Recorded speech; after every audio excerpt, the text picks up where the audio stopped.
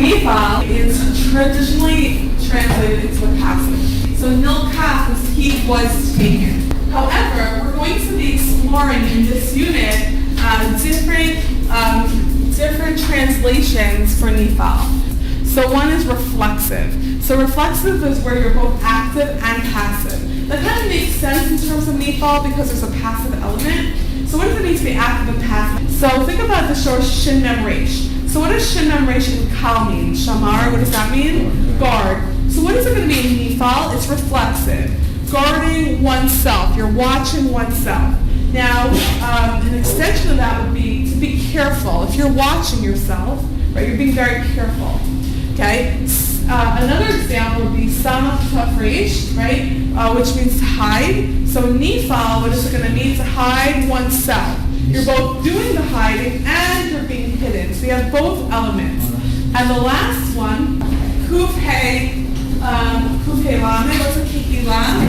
Gathering. But kihila is a gathering or a congregation, right? So kahal is in Niphal is to gather oneself. All the others keep adding to our list of what we're going to call exceptions. They're just not passive. Okay? So we're looking at 4 right here. Yud tafresh. What's yoter? What does yoter mean? More. It means more. So if you have more, you're going to have stuff left over. You have something remaining. Okay? So am I going to see that yud when I conjugate it into Niphal? No, I'm going to see it as a vav, right? Okay, so think about notar. You know, in for karbano, notar. Anyone learn about that? We learned by extension the rules of chaming. Anyway, so notar, that's where it comes from. Okay, how about hilachim? What's a milchama? Go to war. So when you do in war, you fight. So if I say nilchamti, how would I translate nilchamti? I fought. These are not passive. These are exceptions to the passive rule. Okay, so you don't say I was fought or anything weird like that. Nilchamti just means I fought, just straight up.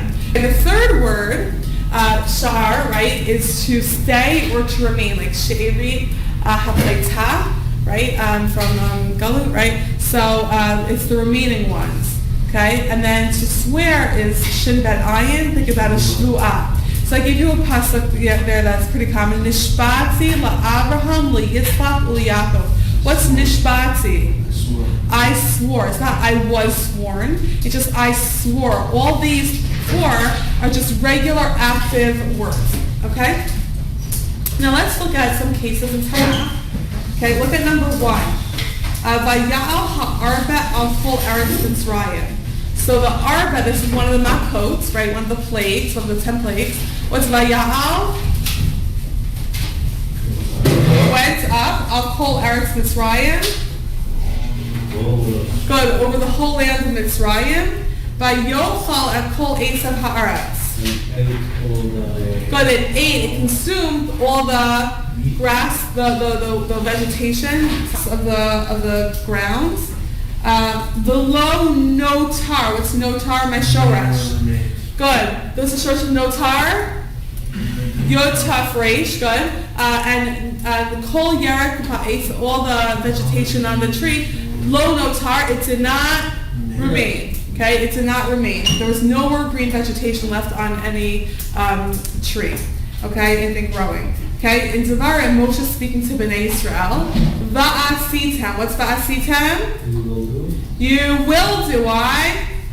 Aniba. Before a past tense word flips into future 99.99% of the time. And you will do hara be'enei Hashem. You'll do evil. What's enei? Rhymes with b'nei. The eyes of. The eyes of Hashem. Elokecha. Your God. V'hefitz Hashem. Hashem will scatter etzcha. What's etzcha? You. Ba'amim among the nations. V'nishartem. What's v'nishartem? You will remain because anibad, right? Flips into future. And here's my shorosh of shin aleph resh. You will remain bagayim among the nations. Okay?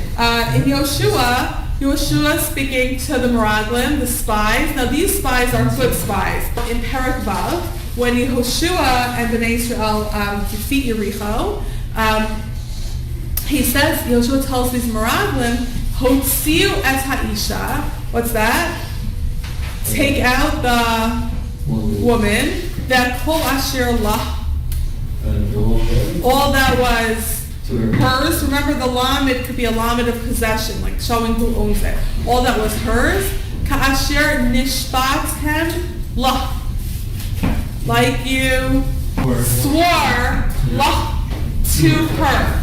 So nishbatem is you swore. There's no you were sworn. There's nothing passive going on here. It's just conjugated like Niphal, but they don't say you were sworn in any way, shape, or form. Okay, look at number 4. This is a very famous pasuk. This is at the end of Sefer Yoshua. V'nishmartem me'od l'nafshotecha. What's v'nishmartem? But you will be careful. Me'od, what's me'od? A lot, l'nafshotecha. To your lives, meaning you shall, it's a really a command, you shall be very careful about taking care of yourselves, about your lives. A lot of people learn from this in terms of being healthy. In Shmuel Aleph, Vayishmeu Plishtim. What does that mean? The Plishtim heard at Kol HaTruah. Voice. Good. The voice of the shofar sound of the truah, the sound of the truah, of that sound of the shofar. Vayomru. And who said? They said, good. Hitchazku, make yourself strong. V'yitem la'anashim. What's v'yitem? You will be, right? You will be, because any vav and tem is like a tem. So any vav, virtually flips it, right? So you will be la'anashim. You will be like men. So let's think about the mental state of the Plishtim. They're at war with Bnei Israel, right? And they hear this like very loud sound of the truah, and they said, make yourself strong. And be like men, right? What does that mean? And man up. V'nilchamtem. What's v'nilchamtem? And you will fight. There's no you will be fought. There's nothing passive here. You will fight. It's just regular active translation.